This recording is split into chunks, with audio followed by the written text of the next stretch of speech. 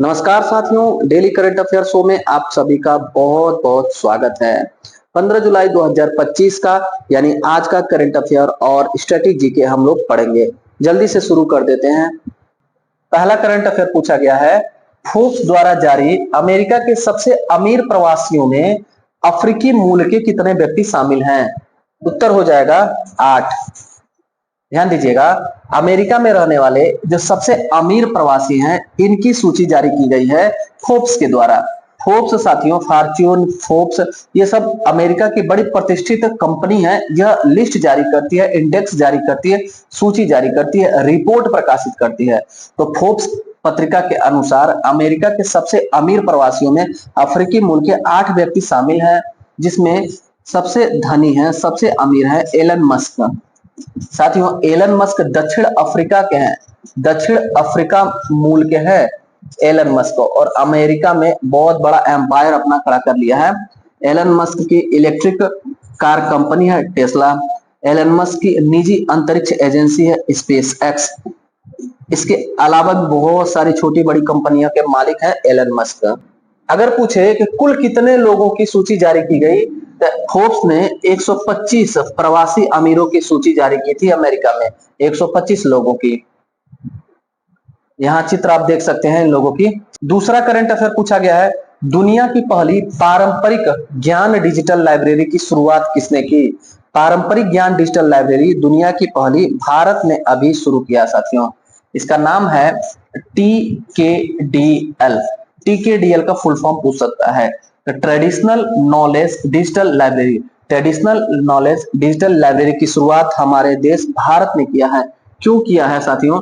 तो पारंपरिक ज्ञान जो है, हमारा प्राचीन चिकित्सा पद्धति है, प्राचीन चिकित्सा पद्धति, इसको पुनर्जीवित करने के लिए। साथियों, अभी हाल ही में एक आयुष विश्वविद्यालय का उद्घाटन हुआ है उत्तर प्रदेश में, गोरखपुर में। उत्तर प्रदेश में गोरखपुर में आयुष विश्वविद्यालय की स्थापना हुई है। उत्तर प्रदेश में कहां पर हुई है? गोरखपुर में। 1 जुलाई 2025 को महामहिम द्रौपदी मुर्मू ने इसका उद्घाटन किया, राष्ट्रपति ने इसका उद्घाटन किया।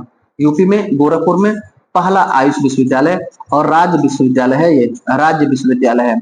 इसमें आयुष जो है AYUSH में ए का फुल फॉर्म होगा आयुर्वेद।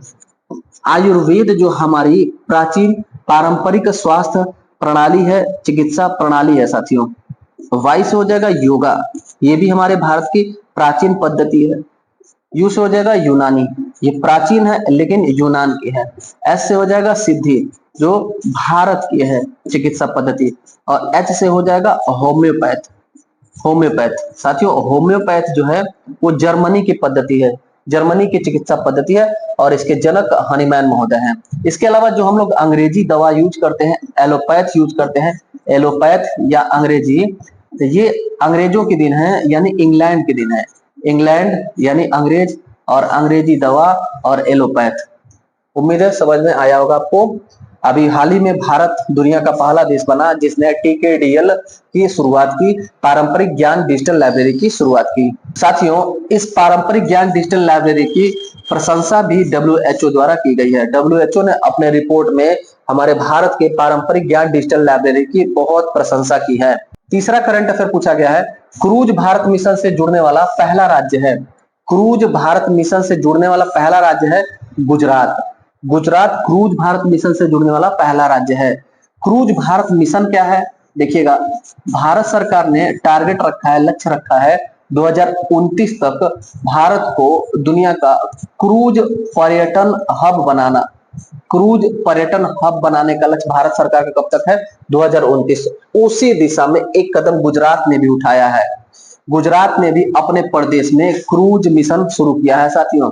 अच्छा, गुजरात में जो समुद्र तट की लंबाई है, इसकी तटीय रेखा है, वो 1214 किलोमीटर है। याद रखिएगा, यहां से कोरिलेट करा के प्रश्न पूछ देगा। अगर पूछे भारत में सबसे लंबी समुद्र तट रेखा किस राज्य की है? भारत में सबसे लंबी समुद्र तट रेखा गुजरात राज्य की है, 1214 किलोमीटर। लेकिन अगर पूछे भारत में सबसे लंबी समुद्र तटीय रेखा किस राज्य या केंद्र शासित राज्य की है, यूनियन टेरिटरी की है, संघ शासित राज्य की है। दोनों मिला करके पूछेगा, संपूर्ण पूछेगा तो आप ट्रिक करेंगे अंडमान निकोबार द्वीप समूह। अंडमान निकोबार द्वीप समूह भारत का सबसे लंबा समुद्र तट रेखा वाला राज्य या केंद्र शासित राज्य है, जिसकी कुल समुद्र तट की लंबाई 1962 किलोमीटर है। अंडमान की समुद्र तट की लंबाई 1962 है, गुजरात की 1214 है। तो राज्य पूछेगा तो गुजरात करिएगा, समग्र रूप से राज्य और केंद्र शासित राज्य पूछेगा तो आप अंडमान निकोबार द्वीप समूह करेंगे। चौथा करंट अफेयर पूछा गया है, निम्नलिखित राज्यों और उनके राज्यपाल को सुमेलित करिए। अभी हाल ही में राष्ट्रपति द्रौपदी मुर्मू ने साथियों 3 राज्यों में नए राज्यपालों की नियुक्ति की है। वहीं से प्रश्न ये बनाया गया है, हरियाणा राज्य के राज्यपाल नियुक्त हुए असीम घोष, गोवा के राज्यपाल नियुक्त हुए अशोक गजपति राजू, और लद्दाख के कविंदर गुप्ता, और उत्तर प्रदेश के मामहिम आनंदीबेन पटेल पहले से थी। तो आप इसको याद कर लीजिएगा कि राष्ट्रपति ने अभी हाल ही में 3 राज्यों के राज्यपाल को नियुक्त किया है। तो इस प्रकार से इसका उत्तर क्या हो जाएगा, 1 2 3 4 सी इसका उत्तर हो जाएगा। साथियों थोड़ा राज्यपाल से अनुच्छेद ध्यान रखिएगा। राज्यपालोों की नियुक्ति हुई है तो हम लोग राज्यपाल और राष्ट्रपति दोनों के अनुच्छेद को पढ़ेंगे, देखेंगे। तो सबसे पहले अनुच्छेद 153 में लिखा हुआ है कि भारत के हर राज्य का एक राज्यपाल होगा। इस अनुच्छेद में 153 में 154 में लिखा है राज्यपाल कार्यपालिका का मुखिया होगा, यानी कि राज्य की कार्यपालिका शक्ति का प्रधान राज्यपाल होगा। अनुच्छेद 155 में लिखा है राज्यपाल की नियुक्ति राष्ट्रपति के द्वारा की जाएगी। अनुच्छेद 156 में राज्यपाल का पदावधि लिखा है, सामान्यतः राज्यपाल का पदावधि 5 वर्ष होता है। अनुच्छेद 157 में लिखा है राज्यपाल पद की अर्हता, क्या अर्हता होनी चाहिए, एलिजिबिलिटी होनी चाहिए। अनुच्छेद 158 में लिखा है राज्यपाल का पद का शर्त, राज्यपाल के पद की शर्तें, और 159 में लिखा है राज्यपाल का शपथ। ये अनुच्छेद, इसको एक बार और आप रिवाइंड करके पढ़ लीजिएगा।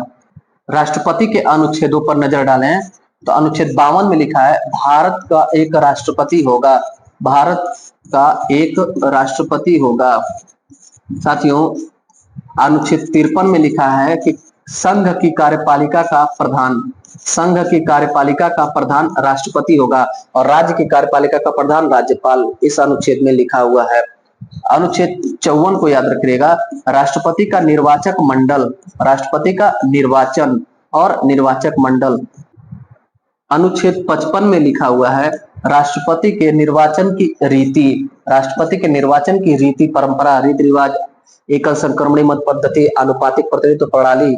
और अनुच्छेद 56 में लिखा हुआ है राष्ट्रपति की पदावधि, राष्ट्रपति की पदावधि अनुच्छेद 56। अनुच्छेद 57 में लिखा हुआ है राष्ट्रपति के पुनर्निर्वाचन, राष्ट्रपति के पुनर्निर्वाचन के बारे में, राष्ट्रपति का पुनर्निर्वाचन। और 58 में लिखा है राष्ट्रपति पद की अर्हता, और 59 में लिखा हुआ है राष्ट्रपति का शर्त, राष्ट्रपति पद की शर्तें, और 60 में लिखा है राष्ट्रपति का शपथ और प्रतिज्ञान। और अनुच्छेद 61 में लिखा हुआ है राष्ट्रपति के ऊपर महाभियोग, राष्ट्रपति के ऊपर महाभियोग किस अनुच्छेद में है, अनुच्छेद 61 में है। 5वां करंट अफेयर पूछा गया है, हाल ही में चर्चा में रहा न्यू कैलेडोनिया क्षेत्र किस देश के अधीन है। मोस्ट इंपॉर्टेंट क्वेश्चन है साथियों। न्यू कैलेडोनिया क्षेत्र जो है वो प्रशांत महासागर में स्थित है और फ्रांस का क्षेत्र है। कहां पर इसका लोकेशन है, प्रशांत महासागर में। किस देश के अधीन में है, फ्रांस देश के अधीन में है। उत्तर हो जाएगा डी, 5वां का उत्तर हो जाएगा डी। ये उसका आइलैंड दिखाई दे रहा है साथियों, आपको थोड़ा डिटेल इसका देखिएगा। न्यू कैलेडोनिया में 2024 में हिंसा हुआ था, 2024 में कई जगह भीषण हिंसा हुआ न्यू कैलेडोनिया में, जहां पर फ्रांसीसी मूल के और न्यू कैलेडोनिया दोनों क्षेत्र के लोग रहते हैं। आपस में इन लोगों में संघर्ष हो गया, द्वंद्व हो गया, जिसके बाद एक समझौता हुआ है, इस समझौते में 3 पॉइंट कहा गया है, 3 बातें कही गई हैं। ये कहा गया है पहला बात कि 10 वर्ष से ज्यादा समय तक अगर कोई फ्रांसीसी व्यक्ति यहाँ न्यू कैलेडोनिया में रह रहा है तो उसको वहां की राष्ट्रीयता दे दी जाएगी। और न्यू कैलेडोनिया जो क्षेत्र है इसको राज्य का दर्जा दिया जाएगा। न्यू कैलेडोनिया अभी तक राज्य का दर्जा नहीं प्राप्त था, उसे राज्य का दर्जा दिया जाएगा। तीसरा पॉइंट कहा गया है दोहरी राष्ट्रीयता दी जाएगी, दोहरी राष्ट्रीयता दी जाएगी, यानी कि जो व्यक्ति फ्रांस में है उनको भी राष्ट्रीयता दी जाएगी और न्यू कैलेडोनिया की भी राष्ट्रीयता दी जाएगी। दोनों लोग एक दूसरे देश में आ सकते हैं, जा सकते हैं, घूम सकते हैं, दोनों का अलग अलग राष्ट्रीयता रहेगा लेकिन एक ही राष्ट्रीयता रहेगा, इसलिए कहा गया दोहरी राष्ट्रीयता दी जाएगी। ये तीन समझौता हुआ साथियों, ये तीनों समझौता तब तक लागू नहीं होंगे जब तक जनमत संग्रह नहीं होगा। इस चीज के लिए न्यू कैलेडोनिया में पहले जनमत संग्रह होगा, उसके बाद फ्रांस के राष्ट्रपति इमैनुअल मैक्रोन इस बात की घोषणा करेंगे कि यह लागू हो रहा है। छठा करंट अफेयर पूछा गया है CREA centre for research on energy and clean air के अनुसार देश का दूसरा सबसे प्रदूषित शहर है। देश का दूसरा सबसे प्रदूषित शहर पिछले बार की ही तरह दिल्ली को घोषित किया गया है साथियों, दिल्ली को घोषित किया गया है। देखिएगा बर्नीहाट भारत का सबसे ज्यादा प्रदूषित शहर है जो मेघालय राज्य में स्थित है। असम और मेघालय की सीमा पर स्थित मेघालय का शहर है बर्नीहाट। यहाँ पर फैक्ट्रियां ज्यादा हैं, गाड़ी मोटर के धुओं से वायु प्रदूषण पूरे देश में सबसे ज्यादा है। तो इसके रिपोर्ट के अनुसार CREA के रिपोर्ट के अनुसार देश का सबसे प्रदूषित जो शहर है वो बर्नीहाट है और दूसरा जो पूछा गया है वो दिल्ली हो जाएगा। हमारा उत्तर हो जाएगा डी। साथ ही साथ याद रखिएगा हम लोग यूपी और बिहार से है तो यूपी का क्वेश्चन पूछ सकता है। यूपी का सबसे प्रदूषित शहर इस रिपोर्ट के अनुसार तो गाजियाबाद हो जाएगा और गाजियाबाद का ही भाई हाजीपुर है। ये देखिएगा ये बिहार का सबसे प्रदूषित शहर है, बीपीएससी में पूछ सकता है। बिहार का सबसे प्रदूषित शहर हाजीपुर, यूपी का सबसे प्रदूषित शहर गाजियाबाद, भारत का सबसे प्रदूषित शहर बर्नीहाट मेघालय और भारत का दूसरा सबसे प्रदूषित शहर हमारे भारत की राजधानी दिल्ली है। नई दिल्ली हमारी भारत की राजधानी है, दिल्ली पूरा एनसीआर क्षेत्र है वो सबसे ज्यादा प्रदूषित है। सातवां करंट अफेयर पूछा गया है फीफा क्लब विश्व कप 2025 किसने जीता है। ध्यान दीजिएगा साथियों, अमेरिका में मेटलाइफ स्टेडियम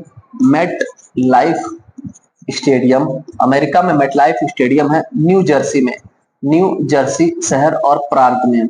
यहाँ पर फीफा क्लब विश्व कप है, इसका फाइनल आयोजन हुआ। इस फाइनल आयोजन में साथियों चेल्सी एफसी ने जीत दर्ज कर लिया और उप विजेता रहा सेंट जर्मन को चेल्सी एफसी ने 3-0 से हरा दिया। और फीफा क्लब विश्व कप, ये क्लब वाला विश्व कप है, फीफा विश्व कप नहीं है, क्लबों का अपना वर्ल्ड कप है। फीफा क्लब विश्व कप जीत लिया चेल्सी एफसी ने 3-0 से सेंट जर्मन को हरा करके। कहां संपन्न हुआ? MetLife stadium new Jersey America में संपन्न हुआ। आठवां करंट अफेयर पूछा गया है अमेरिका का प्रतिष्ठित क्रिकेट प्रीमियर लीग 2025 को किसने जीता। तो साथियों हमारे भारत का जो इंडियन प्रीमियर लीग है आईपीएल है उसी के तर्ज पर अमेरिका में भी एमएलसी शुरू किया गया है। एमएलसी का फुल फॉर्म है मेजर लीग क्रिकेट। किस देश ने शुरू किया? अमेरिका ने शुरू किया है। इसका फाइनल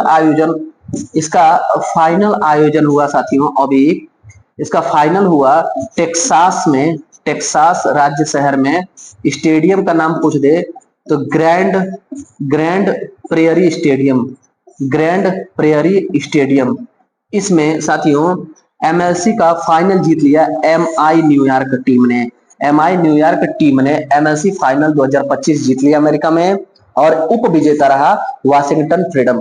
यानी फाइनल में वाशिंगटन फ्रीडम को एमआई न्यूयॉर्क ने हरा दिया है। कौन सा टूर्नामेंट? एमएलसी का full form Major League Cricket. जैसे अपने भारत में इंडियन प्रीमियर लीग होता है उसी के तर्ज पर अमेरिका का T20 यह एक टूर्नामेंट है।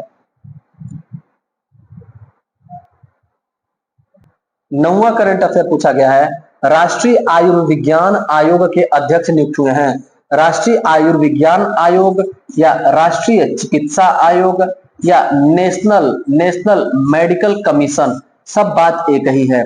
इसके अध्यक्ष अभी हाल ही में डॉक्टर अभिजीत सेठ को नियुक्त किया गया है। डॉक्टर अभिजीत सेठ राष्ट्रीय चिकित्सा आयोग या राष्ट्रीय आयुर्विज्ञान आयोग के अध्यक्ष चुने गए। साथियों नेशनल मेडिकल कमीशन या राष्ट्रीय आयुर्विज्ञान आयोग इसका गठन हुआ था 25 सितंबर 2020 को एनएमसी का गठन हुआ। अगर इसके मुख्यालय को पूछे तो आप नई दिल्ली बताइएगा। एनएमसी का मुख्यालय कहां स्थित है? नई दिल्ली में स्थित है। हाल ही में राष्ट्रपति द्वारा 4 नए सदस्यों को राज्यसभा में नामित किया गया। निम्नलिखित में से कौन इसमें शामिल नहीं है? तो ध्यान दीजिएगा। उज्जवल निगम अभी हाल ही में राज्यसभा के सदस्य मनोनीत हुए राष्ट्रपति के द्वारा। मीनाक्षी जैन भी हुई, सदानंद मास्टर भी हुए, हरदीप सिंह इसमें नहीं नियुक्त हुए हैं। हरदीप सिंह राज्यसभा के सदस्य नहीं मनोनीत हुए हैं। ये 3 लोग हुए। इनके अलावा एक और नाम याद रखिएगा, टोटल 4 राज्यसभा के सदस्यों का मनोनयन राष्ट्रपति ने किया है, नॉमिनेट राष्ट्रपति ने किया है। चौथा नाम है साथियों हर्षवर्धन श्रृंगला। हर्षवर्धन श्रृंगला, इन चारों लोगों को राज्यसभा का सदस्य राष्ट्रपति ने मनोनीत किया। साथियों, राज्यसभा में कुल 250 से अधिकतम सीट नहीं होने चाहिए। 250 हमारे देश में राज्यसभा का अनधिकतम सीट की संख्या है, लेकिन वर्तमान में 245 सीटों पर चुनाव होता है। 245 राज्यसभा की सीटें हमारे देश में हैं। इसमें साथियों 12 सदस्य का मनोनयन राष्ट्रपति के द्वारा 4 क्षेत्र से किया जाता है। 12 सदस्यों का मनोनयन राष्ट्रपति के द्वारा 4 क्षेत्र से किया जाता है। वो 4 क्षेत्र कौन सा है? साहित्य, कला, विज्ञान और समाज सेवा। अगर पूछे यह बात किस अनुच्छेद में लिखा है, तो अनुच्छेद 80(1) के 3 में लिखा हुआ है साथियों। अनुच्छेद 80(1)(3) में लिखा हुआ है कि राष्ट्रपति राज्यसभा के 12 सदस्यों को इन 4 आधारों पर मनोनीत करेंगे। इसी प्रकार साथियों राज्यों में जो विधान परिषद होता है, राज्य का जो उच्च सदन है, अस्थायी सदन है विधान परिषद, वहां पर 5 क्षेत्र से राज्यपाल के द्वारा सदस्य मनोनीत होते हैं। राज्यपाल विधान परिषद में 5 क्षेत्र से मनोनीत करते हैं। 4 ये हो गए और एक सहकारिता, यानी पूछे कि विधान परिषद में राज्यपाल के द्वारा जो मनोनयन होता है सदस्यों का, वो कितने क्षेत्र से? तो 5 क्षेत्र। कौन कौन? साहित्य, कला, विज्ञान, समाज सेवा और सहकारिता। और राज्यसभा में राष्ट्रपति के द्वारा 4 क्षेत्र से होते हैं। अभी हाल ही में 4 नए सदस्यों का राज्यसभा में मनोनयन हुआ। उज्जवल निगम, मीनाक्षी जैन, सदानंद मास्टर, हर्षवर्धन श्रृंगला। 11वां करंट अफेयर पूछा गया है, भारत ने मॉडर्न कंपनी से उर्वरक आपूर्ति हेतु समझौता किया। मॉडर्न किस देश की कंपनी है? तो साथियों भारत सरकार और सऊदी अरब सरकार में उर्वरक क्षेत्र में समझौता हुआ है, जिसमें भविष्य में सऊदी अरब की मॉडर्न कंपनी भारत को उर्वरक यानी कि फर्टिलाइजर की आपूर्ति करेगी। तो उत्तर हो जाएगा मॉडर्न सऊदी अरब की कंपनी है। सऊदी अरब और भारत सरकार में समझौता हुआ है किस मामले में? उर्वरक के मामले में, फर्टिलाइजर सप्लाई के मामले में, उर्वरक आपूर्ति के मामले में। 12वां और अंतिम करंट अफेयर देखिएगा, टेलिस्मन सेबर सैन्य अभ्यास किस देश में संपन्न हुआ? टेलिस्मन सेबर सैन्य अभ्यास साथियों ऑस्ट्रेलिया और ऑस्ट्रेलिया के आसपास के द्वीपों में संपन्न हुआ। ऑस्ट्रेलिया और उसके आसपास के द्वीपों में संपन्न हुआ टेलिस्मन सेबर सैन्य अभ्यास। साथियों इसमें 19 देशों ने भाग लिया। 19 देशों ने भाग लिया और यह ऑस्ट्रेलिया का सबसे बड़ा सैन्य अभ्यास है। ऑस्ट्रेलिया का सबसे बड़ा सैन्य अभ्यास है और इसमें हमारा भारत ने भी भाग लिया, इसलिए और खास है। कहाँ आयोजन हुआ? ऑस्ट्रेलिया और उसके आसपास के द्वीपीय क्षेत्रों में।